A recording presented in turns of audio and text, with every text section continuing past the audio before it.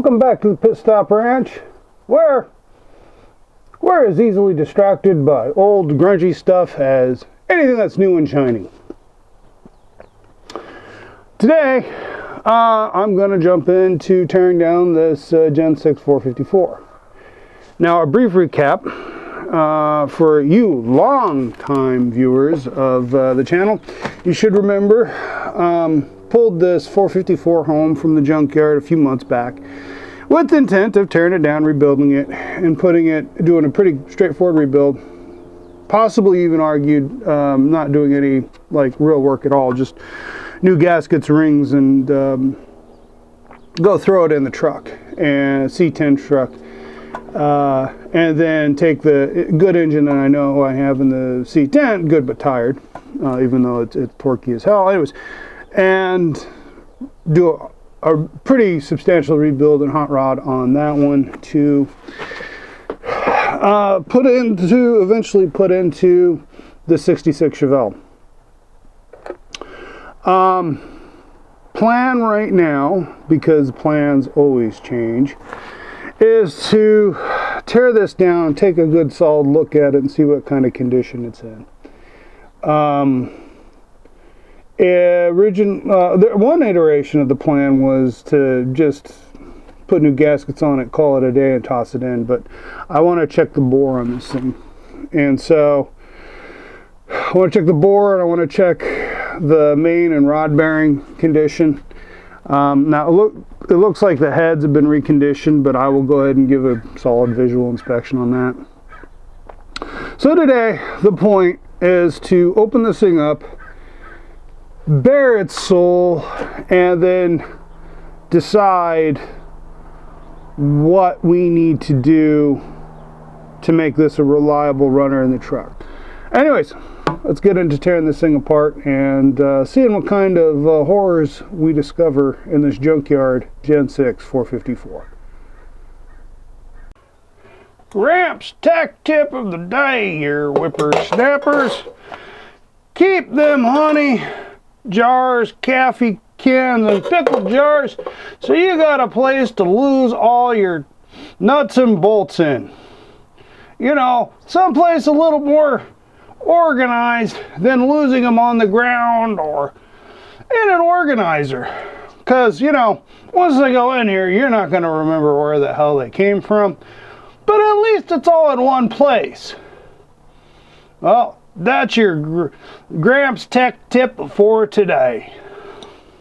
Okay, I think the next step is I want to pull these valve covers. And then I think what I'm going to hold on to them, but I think, well, I'm going to go ahead, I'm not going to throw them out or bust them up and melt them down, which I guess I could do that too. I want to see if the junkyard valve covers I got will fit them.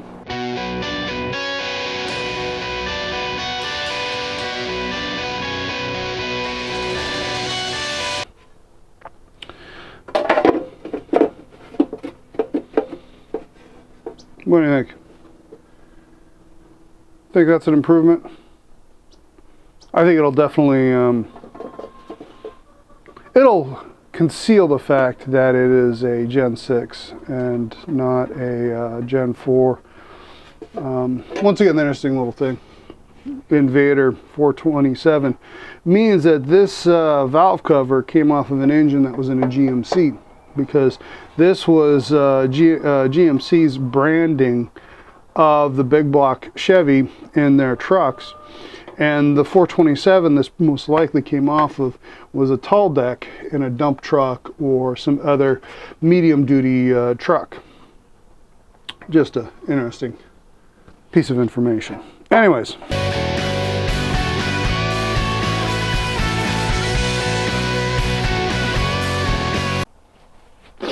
now, in my original video on this, I believe I discussed the fact that this was an institutional truck, that this came out of a van. And that institutional van, so it is believed that that institutional van would be better maintained than your typical privately owned vehicle. But I'm looking at all of this RTV in all these areas, crucial areas, and I do shudder to wonder if maybe some got into an oil gallery or plugged up the pickup and wiped the bearings out. Now again, that's not that big of a deal, because if that is the case, as long as we can get away with turning the crank down 10 and fixing it, then we're in excellent shape, because I've actually already got bearings for 10 under. I think I'm leaning towards pulling the oil pan, so let's do that.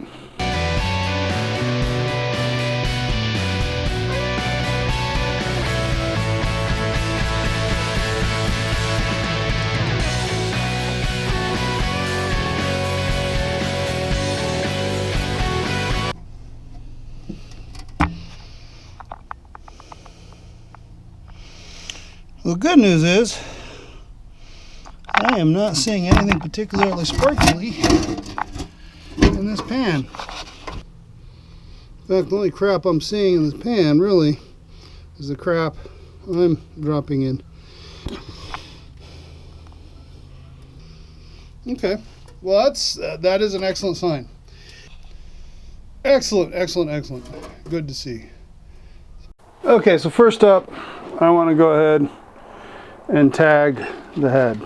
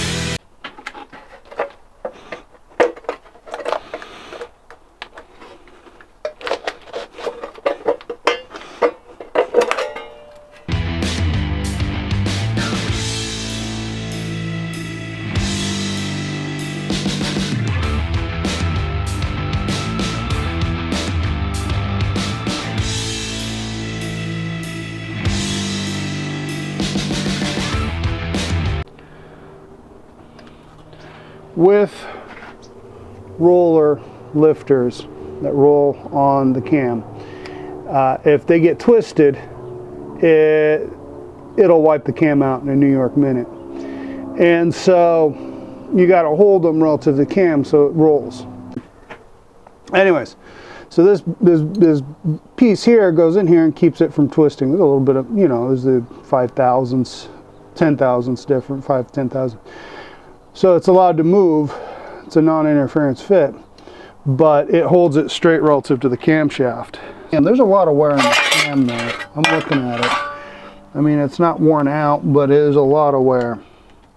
So we got an important decision here to make. If I replace the cam, assuming the lifters are in good shape, and they appear to be in excellent shape, other than the random schmutz down in this cavity, I am concerned about the quality of the mechanicking that went on with this, but since I'm thinking about replacing the cam, there's some pitting, corrosion. Can't see it too well. I might go ahead and replace the lifters anyways. Okay, well, I think I'm definitely replacing the cam. I'm looking at the wear profile on it. They're not digging in, but it's definitely, oh, it's just pitting on the cam.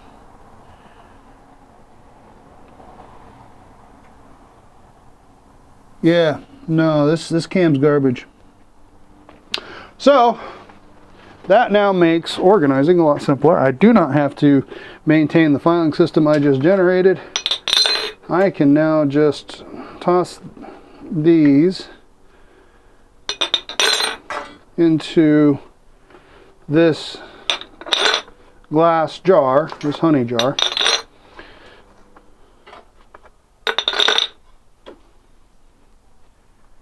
Call it a day. Most of these appear to be good, but a few of them have some pitting on them. So I am guessing this thing blew a head gasket, filled the cavity with water, and then it sat for a while. And then someone got around to changing the head gasket. Next step now, I'm going to go ahead and pull the head.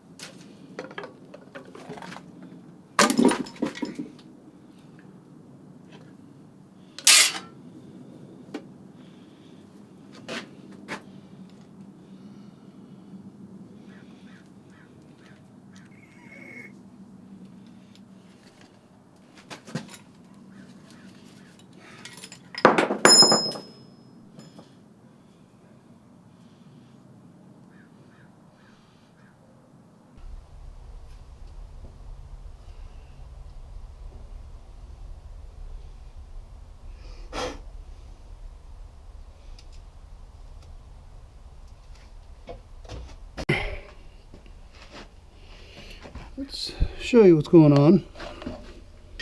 We do not see any hash marks. We see it has had some water in it. Looks like it's got a little bit of corrosion down low. You can see that, or discoloration, like it had been corroded. So that's a discouraging sign. It looks like it has spent a lot of time over its life. There's a slight amount of cross hatching left to catch the light just right, but it's barely visible. Which the fact is visible at all is actually fantastic. But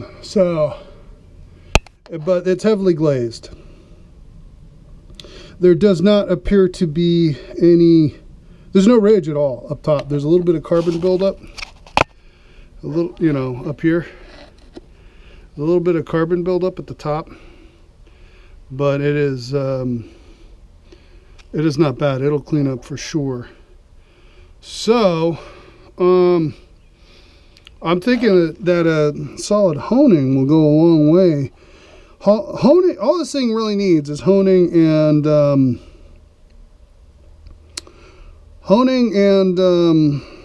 new rings in there. And the water jacket in there is pretty gross. So what I might do is go ahead and have a machine shop go ahead and thoroughly clean this block.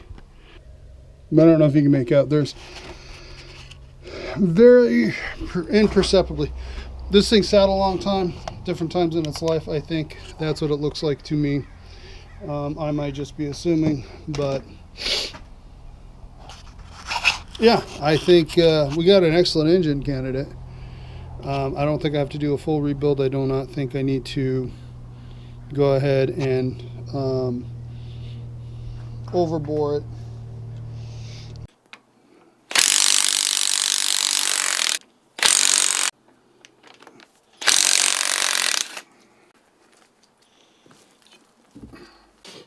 Okay, some words on the harmonic balancer.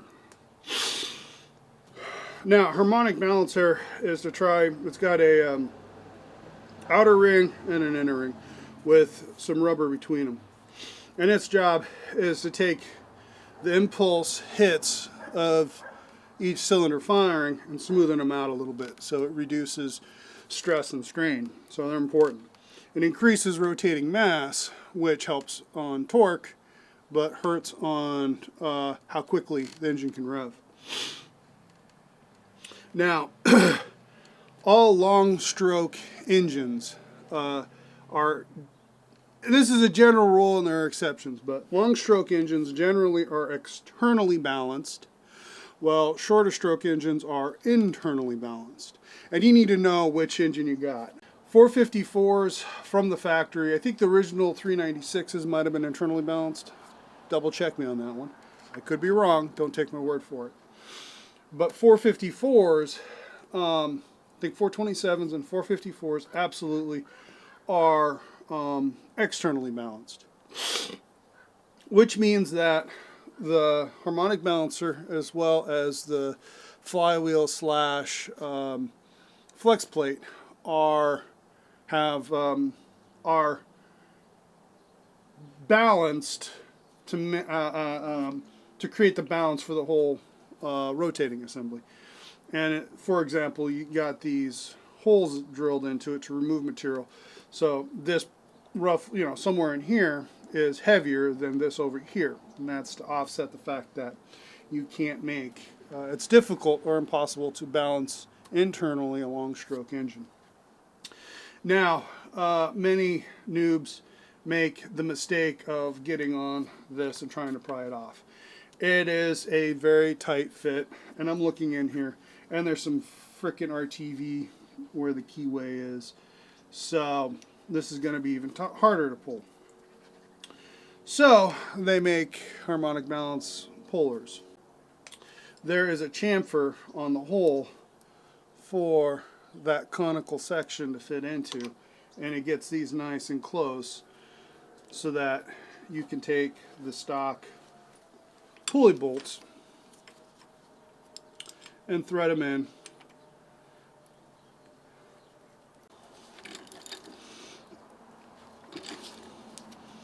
But you can I don't know if you can tell on that angle, but it is, I am pulling the harmonic balancer off. There you go.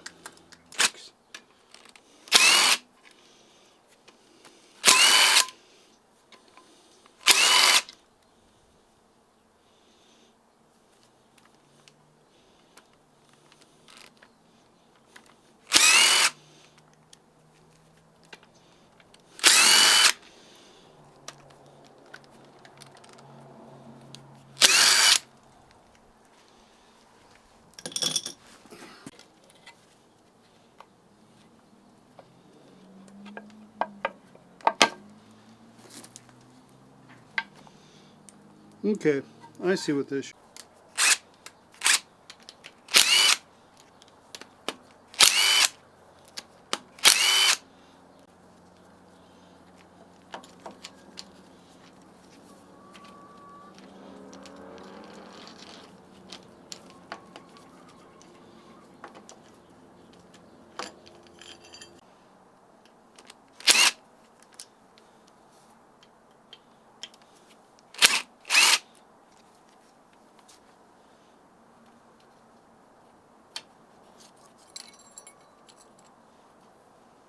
We've all been waiting for. Take a look at this camshaft.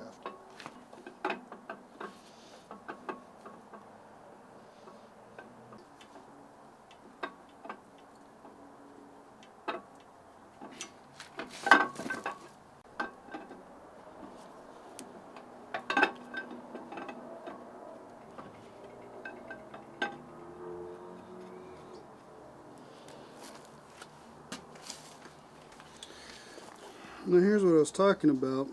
That appears to be corrosion pitting.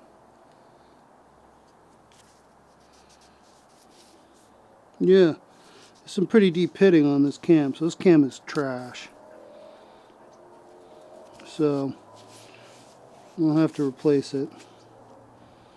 I think I'll go ahead and see if I can find a factory replacement cam. Put this aside.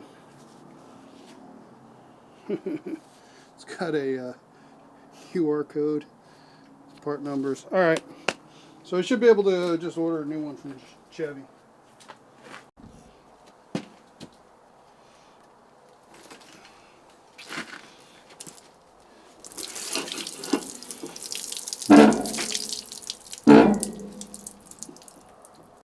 Okay, next step is to stamp into these bosses on the bottom of the connecting rods what cylinder it is.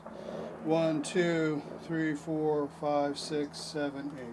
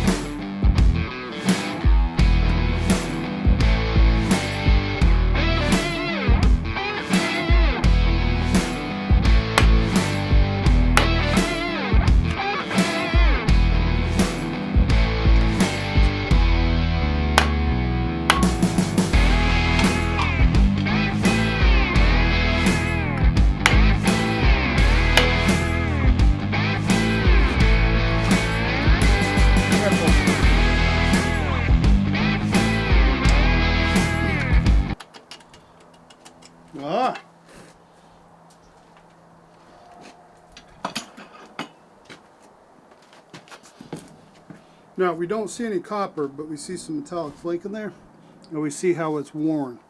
And this being the bottom of the cat, being bottom of the, this is where it gets most of the beating. So these bearings are definitely not in the happiest shape. And there's a little bit of a mark on these. I might be able to go over that with 3000 grit sandpaper and clean it up.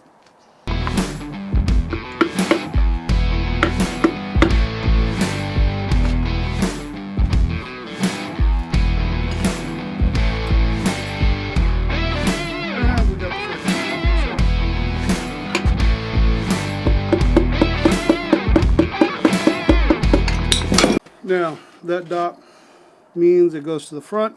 Flat top pistons, rings, as you can see, they're tired. They need replacing. But nice solvent wash and some cleanup, and these are going to be good to go.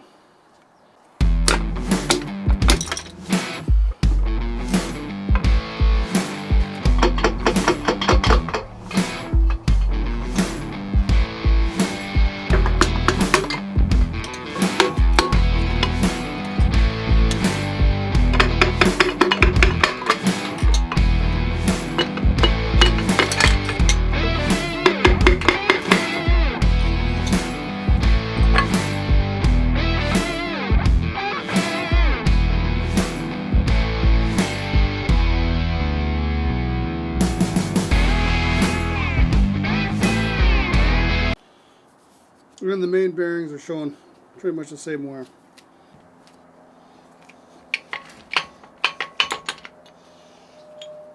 Now I'm putting them on the dirty floor, but I'm putting them down in the same order, taking them out. Now there's a smell of a lot of burnt oil right now.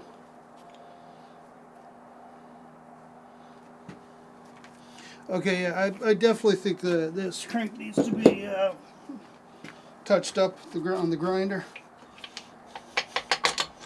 So,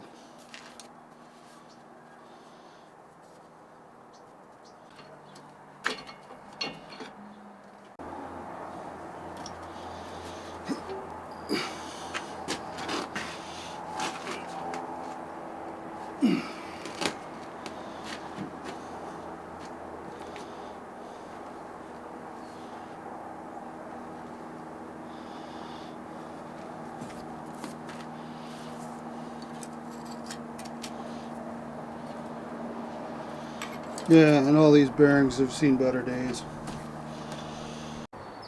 Okay, look down on that bore there. You see the discoloration? That is some corrosion that was in the bore. Hopefully honing will take that out. If it does not, then it's going to have to be bored, which would really suck because this thing is really close to being good. Okay, our junkyard 454 is apart. Good news. I have to measure the bores to confirm that they're stock bore. There are still signs of hatching in the bores, which means they haven't worn too badly since at least last time it was honed. Bad news. There are signs of corrosion pitting on the camshaft and in one of the bores. It's pretty low down, and so we might be able to, it might not be a big deal, but it's pretty clear that this probably had a blown head gasket or a cracked head or something and sat for a while with water in the bore. There's also rust on parts of the crank and assembly. Nothing in the journals, so I think it's perfectly fine, perfectly usable. I'm going to go ahead and use it. However, the bearings are all pretty worn, and there's minor scoring on the crank itself. It needs, if nothing else, it needs a polish. I might attempt to just go ahead and get on it with some 3000 grit emery cloth or something and see if I can polish it up by hand. real quick. Alternatively, I just take it to the machine shop and have them cut 10 thousandths off all the journals. I already have a set of bearings that are 10 thousand under, so no big deal. I might try to go ahead and hone these cylinders myself before sending the block to the machine shop for inspection and for them to clean up the rest of the block. Clean out all the passages, clean out all the oil galleries, clean the water jacket really good. And then I can go ahead and then bring it back here, and then I'll go through the assembly with you guys. Conversely, I might just go ahead and send it out the way it is, have them do all that work with my intention of doing the bore honing, or I might just pay them to hone it and clean it, see if they can clean it up. We'll discuss it off so you get a real good tell. If you can't feel it, can I? I do feel it a little bit, but it's pretty low in the bore. If it's below the rings, it's not a problem at all. You see, it has had some water in it. Looks like it's got a little bit of corrosion down low. You can see that, or discoloration, like it had been corroded. If the rings pass through it, especially like the bottom ring, which is the oiling ring, that means that a little bit of oil is getting into this cylinder, which will then burn. I can go ahead and take a look at the plug for this cylinder, and if it looks like it's got oil on it, then we know for sure that a little bit of oil is leaping past this corrosion.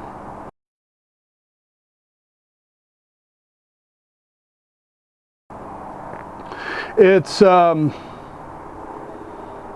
is, you know, and that's junkyard motors. That's just the way it is.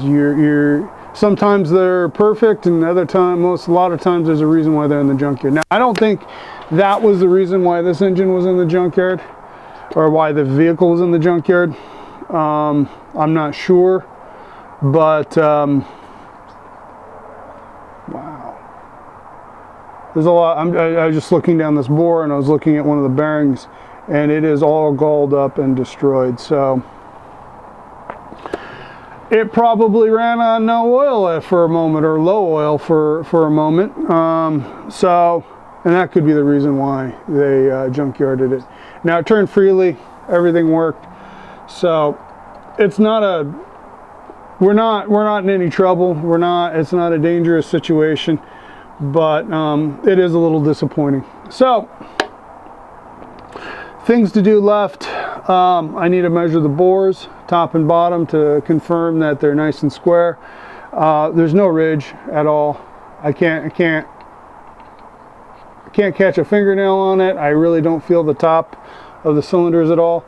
So, I need to measure the bore. Two reasons to measure the bore. One, to make sure that the bore taper is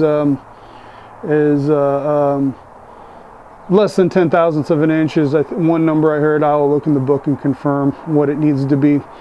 But more importantly, I also need to know how big the bore is, so I make sure when I order the rings, they're the correct rings. Now, usually stamped somewhere on the piston as how much of an overbore, and if there's no stamping on it, it's a good sign it's not overbore. They're the factory pistons, and they do look like factory pistons. So there you go. I hope you got something out of this video. Remember, we are professionals, but not at this.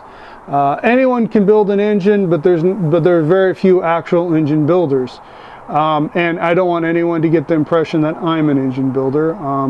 I have assembled numerous engines with good luck, with good results, and I haven't screwed one up yet, but none of them have been builds per se, as far as building like a race motor or a high performance motor. They're all pretty standard factory, you know, straightforward rebuilds. So I hope you got a lot out of this, and leave a comment below if there's something I missed or something you caught that you don't agree with, or just general thoughts on junkyard engines or 454s, Gen 6 454s. And I look forward to seeing you next time. Of course, if you haven't done so, please subscribe. It really helps the channel. Hit the notification bell so you don't miss any of our upcoming videos. And share with your friends. Till next time, have a junktastic day.